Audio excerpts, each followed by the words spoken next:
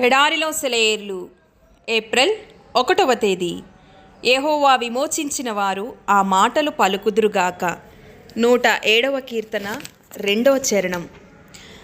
Pentecost వాక్శక్తినిచ్చింది. అందరూ మాట్లాడసాగిరి.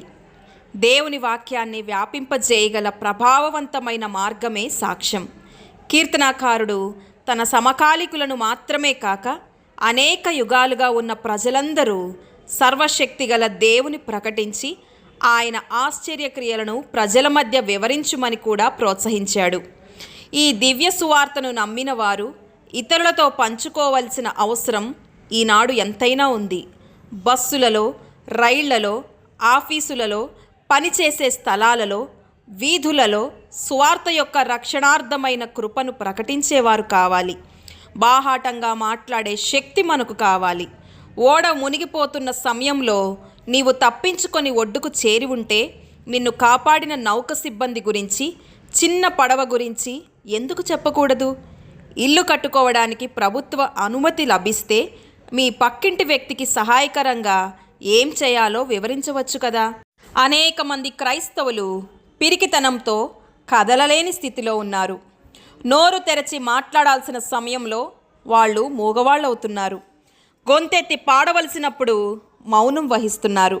స్వేచ్ఛగా తిరగాల్సిన సమయంలో బందీలై ఉంటున్నారు. సాక్ష్యం ఇవ్వడం ఆత్మకు కృపను పొందే మార్గం.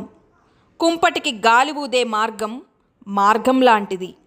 దాని నోరు మూసేయండి, నిప్పులు ఆరిపోతాయి. తెరచి ఉంచితే నిప్పులు మండుతాయి. ఒకడు భక్తిగలవాడైతే దాన్ని విడిచిపెట్టాలి, లేక ఇతరులకు అందించాలి. భక్తి అందించడానికి మాత్రమే కాదు, దాన్ని ఇతరులతో పంచుకోవాలి. దాచుకోవడం అంటే చంపివేయడమే. ఒక తరం మరో తరానికి సువార్తను ఎలా మోసుకెళుతుందో ఎప్పుడైనా ఆలోచించావా? ఒక తరం క్రీస్తు సువార్తను మరుసటి తరానికి చేరవేయలేకపోతే ఏమవుతుందో ఎప్పుడైనా ఆలోచించావా? యేసు గురించి ఎవరో ఈ కథ చెప్పారు. ఆయన భూమి మీద తన పనిని ముగించుకొని వెళ్ళినప్పుడు పరలోకపు ద్వారం దగ్గర గాబ్రియేలు దూత ఆయన్ని కలిశాడట. అప్పుడు గాబ్రియేలు యేసును ఇలా అడిగాడు, భూమి మీద నీవు వదిలి వచ్చిన పనిని విజయవంతంగా ముందుకు తీసుకువెళ్ళే ఒక వ్యవస్థీకృత బృందాన్ని నీవు ఏర్పరిచావా? పట్టుదల, నమ్మకత్వం కలిగిన వాళ్ళు అక్కడ ఎవరైనా ఉన్నారా?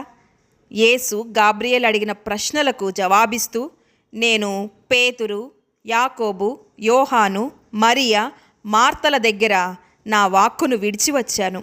వాళ్ళు ఆధారపడదగిన వాళ్ళు. ఇతరులకు చెప్పి నా వాక్యాన్ని మనుషులకు ప్రకటిస్తారు. నేను విడిచి వచ్చిన పని కొనసాగుతుంది అని చెప్పాడు యేసు. గాబ్రియేలు దేవదూత అయినా మానవ స్వభావపు బలహీనతలు అతనికి తెలుసు.